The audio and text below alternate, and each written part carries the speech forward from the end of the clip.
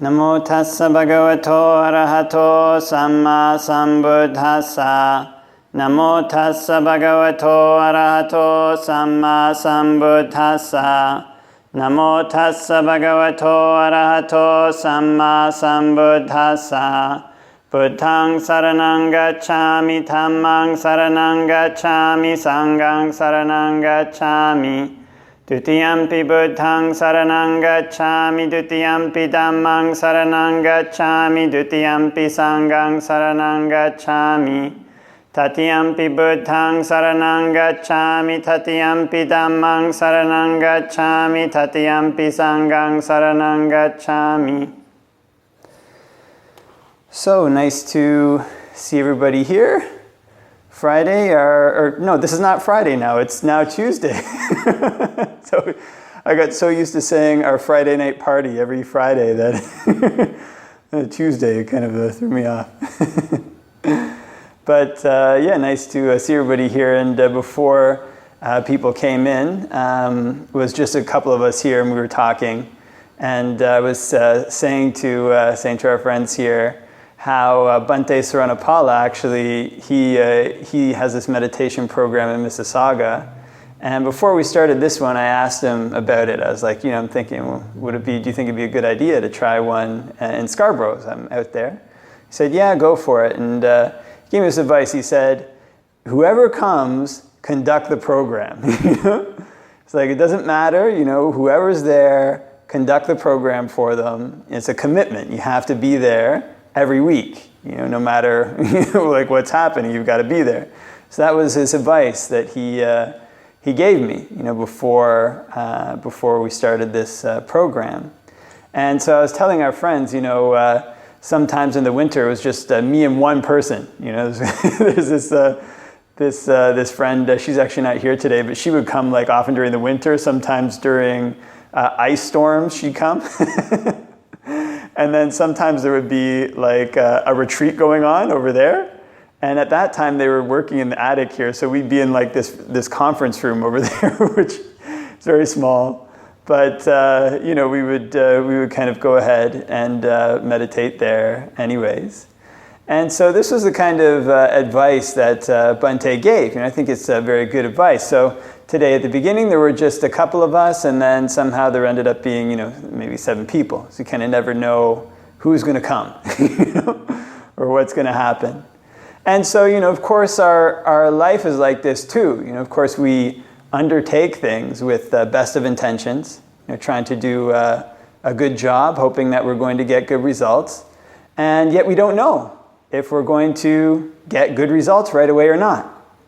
Sometimes things are like this. We start doing something and boom, right away, it's immediately successful. Other times we start doing something and it's just not getting off the ground. It's just nothing seems to be working out with it. Kind of could be a project at work, could be a project at home, could be something else, and it's just not seeming to happen. And so the thing that we have to take towards some of these things, number one, is a kind of attitude of steadiness. So of course, not every project is worthwhile undertaking, but the project that we have here is training our minds. Trying to train our minds to be happy, trying to train our minds to be peaceful, trying to train our minds so that they're like kind of what the Buddha calls a thoroughbred horse. Kind of, you tell the horse to go and it just goes. Whatever you tell it to do, it does.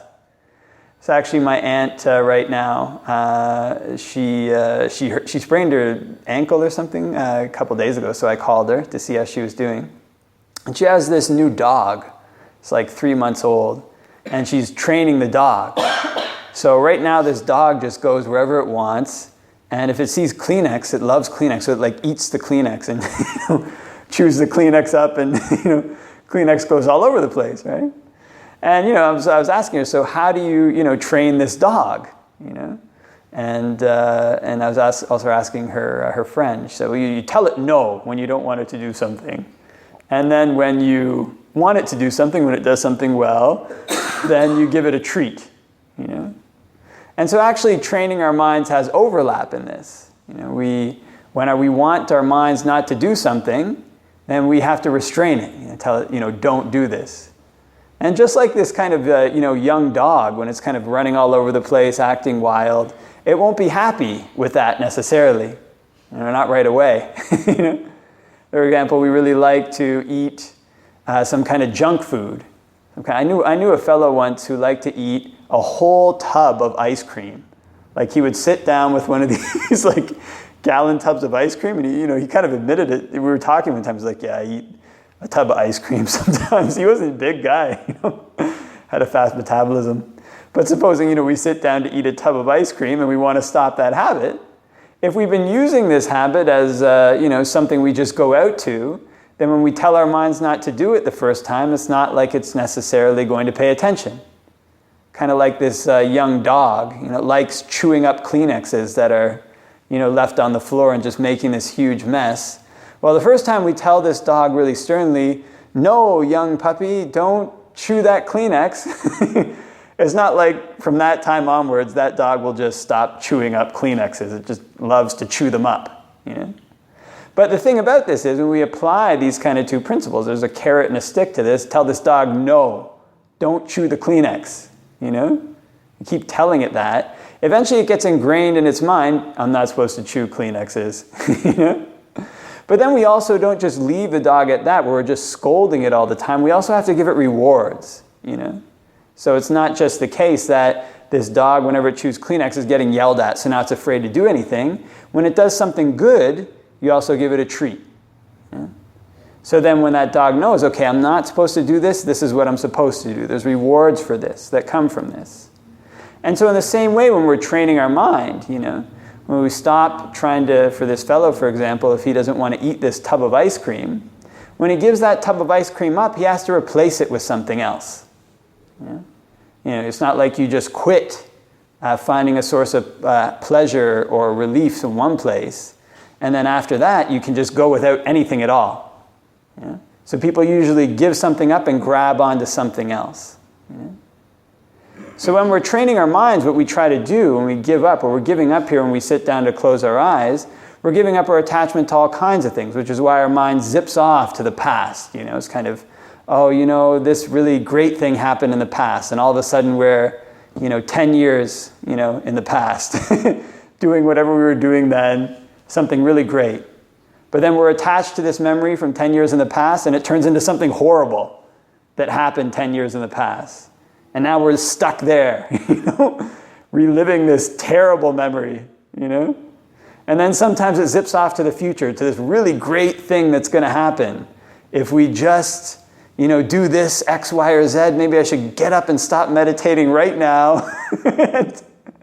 Do X, Y, and Z so this great thing can happen in the future. And we're there for a while when we're meditating. And then before you know it, the future turns horrible. Turns into something absolutely terrible. And so this is what our minds are like when they're like this kind of young dog.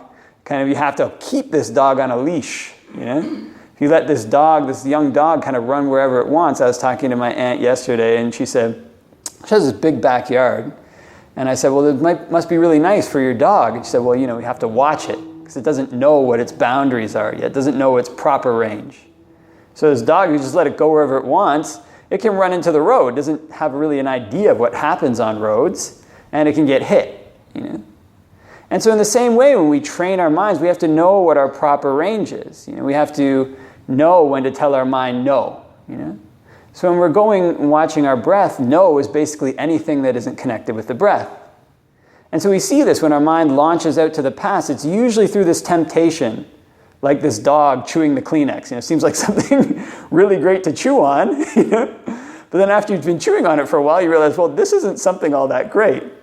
So we jump into a memory that takes us to the past as something great, and we're in there.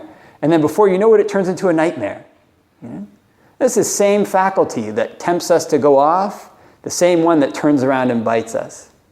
We jump into some amazing thing that's going to happen in the future, and before you know it, it turns into something terrible, something just awful that's going to happen in the future in our heads. And this is the same thing, kind of this, our mind racing out outside of its proper range, racing out into dangerous areas, racing out into the road, racing out into the neighbor's backyard where there's dangerous dogs. So what we learn how to do is put our mind on a leash. So we put our mind on a leash and we chain it to the breath. This is why meditation in some ancient cultures is called, they called them yogis, because you yoke. This yoke was this thing they used to tie, I think, ox to carts with. So then wherever this kind of ox went, it had to pull this cart. So in the same way, we yoke our mind to our breath. So wherever it goes, it runs off of its range a bit, we bring it back to the breath. The breath is a safe place. But at the same time, we tell our minds, no, don't go running off. Don't do that, mind. Bad mind.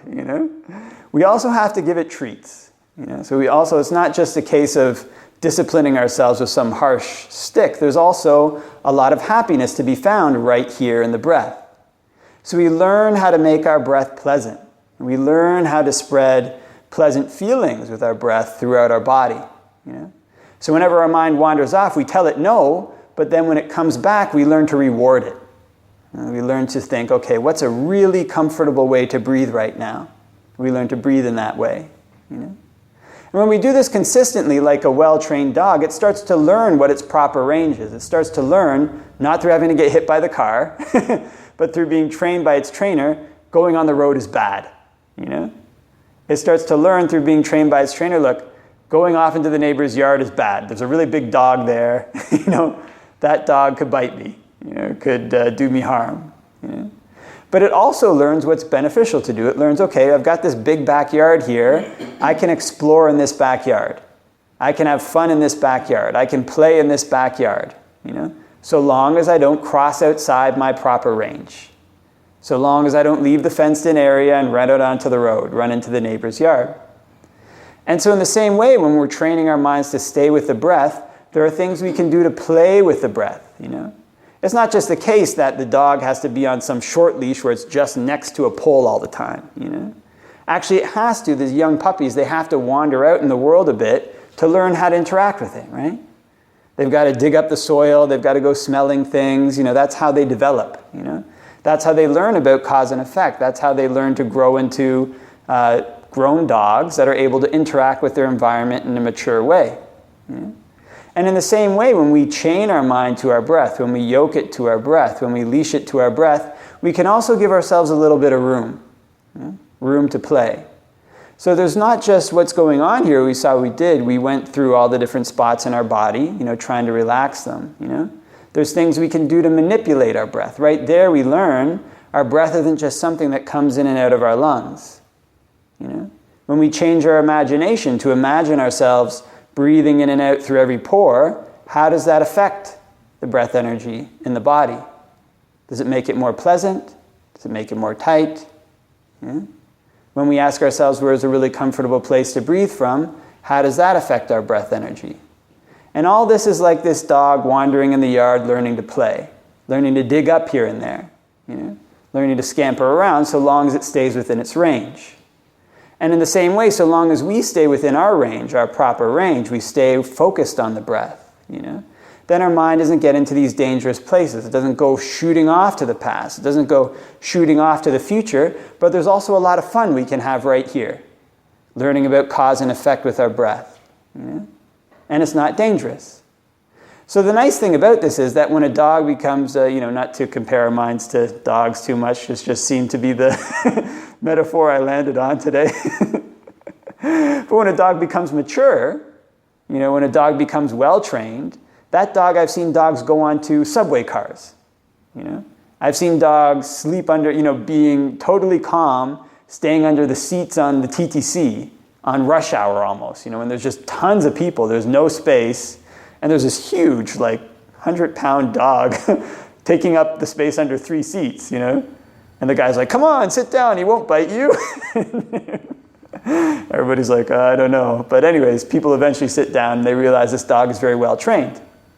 And in the same way, when our mind's well trained, we can take it into tight spaces like this, We can take it into difficult situations. And when it's in those difficult situations and we tell it, don't bite, don't run around, don't get yourself in trouble, it does what we say. All from having trained it, So this is why the Buddha says, speak or act with a pure mind and happiness follows you as your shadow unshakable. Speak or act with an impure mind and trouble follows you like the wheel follows the cart. Because our thoughts, our intentions precede everything that happens to us. So this is one of the things that we can do. This is one of the things that we can take away, is that our mind is not a given. Our mind isn't some kind of fixed entity that we just have, and it's ourself, and it's that way, and it'll never change. It's something that we can train. It's something that we can make better or worse. It's something that we can make like one of these well-trained dogs. It can do all kinds of things. It can lead blind people. It can provide a nice companion for us when we're alone. There's nobody else there. It's nice to be with. Have something there. It can sniff things out for us. It can detect bombs. I even heard about some dogs that can detect cancer if they're well trained enough. By smelling. So the mind is actually even more versatile than all that.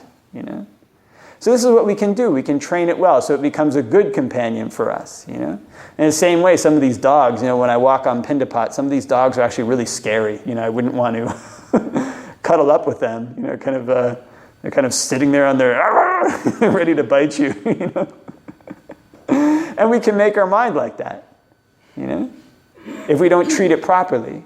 If we let our mind rush out to wherever it wants, bite on whatever it wants, it becomes like this dog, standing at the base of its property, just ready to bite whoever's around, And if there's nobody around, it might bite its owner, And the same thing with our minds, So this is what we come to do when we sit down to watch our breath. It seems like something, can be boring, can be something simple, but it's just like training any animal, Training our mind. It has the same principles behind it, We learn to stop it when it's into a dangerous territory, We learn to encourage it when it's doing something good. We learn to cultivate these wholesome thoughts. We learn to cultivate these wholesome intentions, and gradually we learn to develop skills in our mind. So that our mind becomes like a well-trained, dog. Sorry if I've settled on this metaphor. I have to keep going with it. So we tell it to heal, it heals, We tell it to stay, it stays. We tell it to sit, and it sits. And a dog like that is a good companion, which is why they used to call it, man's best friend, humanity's best friend, Because they can be a companion for you. When all else is bad, that dog is there wagging its tail. It's happy to be with you, And in the same way, when our mind is well trained, it becomes bright, Irrespective of our external situations, irrespective of whatever difficulty we might be going through, it learns what its proper range is, it learns what its proper range isn't. And it's bright throughout it all. So this is a possibility, one of them. Actually, it's even a lower possibility than what the Buddha describes for training our mind. But it's something we can achieve, through sitting down and watching our breath, through cultivating giving, through cultivating virtue, through making ourselves good people, and through practicing meditation. We can find a happiness like this. Okay, so I think I'll leave that for your reflection. That was actually, we're at 8:25. So we can finish with some chanting, and then if anybody has any questions, I won't have gone over my limit if we're already finished, because then whoever wants to go can go. Okay? So if anybody needs to head out, please feel free. And if there's any questions anybody has, please feel free to ask. And if there's no questions, that's no problem as well. But I like questions, so please don't be shy if there are any. I was wondering, do you recommend getting something like this at home, like a statue or? Yeah, it can be good. Yeah. In the Buddha's time, there actually weren't any Buddha statues. Yeah. Okay. But it's something that we can use to develop a sense of kind of devotion and faith. And these are kind of actually very important qualities that tie into meditation. So you kind of clean it. Clean it basically every week. You wipe the Buddha down with a special cloth. You put it in a high place. Yeah, I was wondering about what are some of the appropriate, you wouldn't have it in a bedroom, I think, or does it matter what? You could, but you put it in an appropriate place. If you have a separate room in your house or apartment, that's even better. Yeah, and then you basically treat it with respect. And do you know where you would get something like where you could get something? I think there's a lot of shops online, and there's also one downtown. Do you know? Yeah, but I think like even the temple has some more like extra stuff. Oh, I mean, I don't know about temple. You If would not, know. like I have one extra, so I can. I think. Oh, thanks to Dueva. Yeah. They wouldn't normally keep it in the dining room or the living room because they have, some people serve liquor and they don't have to do it in front of the statue. Mm. Yeah. Yeah, they would know. You know, I think you guys would probably know more about know more about it than me. Yeah. Yeah. Yeah, sorry, it wasn't on topic on No. the talk, but I just... You can ask about anything, so long as it's about Buddhism. You know, I don't know how to fix cars or anything. Yeah. I'm a bit confused about how you liken the breath to rewarding the dog. Hmm. What is the reward in that exploration we did of the breath? So then when you I didn't actually describe that in the guided meditation, but when you come back to the breath, you can reward yourself with a really comfortable breath. That's one thing. So you figure out how to breathe in a way that's very comfortable. That's like the dog running out and learning cause and effect by digging in the ground, chewing on things. You know, so you have to figure out how to make your breath. We have to figure out how to make our breath comfortable. And then when our mind comes back, we reward it with an especially comfortable breath. That's one thing we can do. Yeah. But then actually, you know, eventually it's like, you know, like for example, like lifting weights, it seems something really painful, right? But then there's people who, when they lift enough weights, they exercise enough, they become so intimately aware of what the effect of that's going to be down the line. When they're doing it, they're already happy. And then they also get more tuned into the pleasant qualities of exercise. So they get tuned into actually the endorphins. I don't know how to, you know, I'm not a scientist, but they get tuned into the happiness that actually comes from exercise, and they start to enjoy it in and of itself. They get addicted to it. Yeah, so they like to do it. So then we can do the same thing, you know, with our breath, right? We start to notice like how we feel before and after meditation. So it starts to be something that ties in, yeah. Yeah, kind of like the dog likes to play in his backyard, and then after a while he doesn't want to go out onto the road, you know? The big noises. Like one issue I have is like when I try to control my breath, I actually feel like I make things worse. Like when I'm trying to interfere and make it be a certain way, I find like it's better when I just get out of the way. You know what I mean? So sometimes when I hear instructions about trying to make the breath a certain way or something, I'm a little apprehensive about that because I know I have a tendency to want to start controlling it. Mm-hmm. So I don't know, sometimes, I don't know if you have any thoughts on that.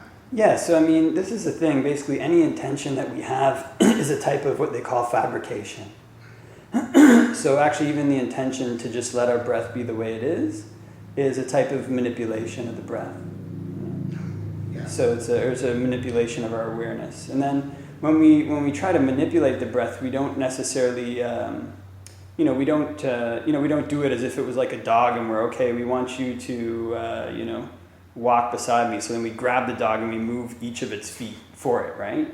Now you have to do it in an appropriate way. So usually what some teachers describe is you just think it, and then you let the body respond after that. So I want my breath to be longer. Then you just think long breath, and then you allow your breath to become longer on its own. So sometimes it needs a really light touch like that, and then other times when there's if there's something really major happening, then you sometimes have to be very coarse, maybe. So if there's a huge, feeling a huge amount of anger coming up, then sometimes you can actually breathe in and out very deeply. The mind needs like a more coarse object at that time to become, to kind of blot out, the anger, as it were. So there's a variety of different approaches, but if for a particular person, manipulating the breath doesn't produce good results, probably not something they should do, is my understanding. Yeah, until that particular approach starts to produce negative results, then we change that up. Yeah. Okay. All right. Thanks. Yeah.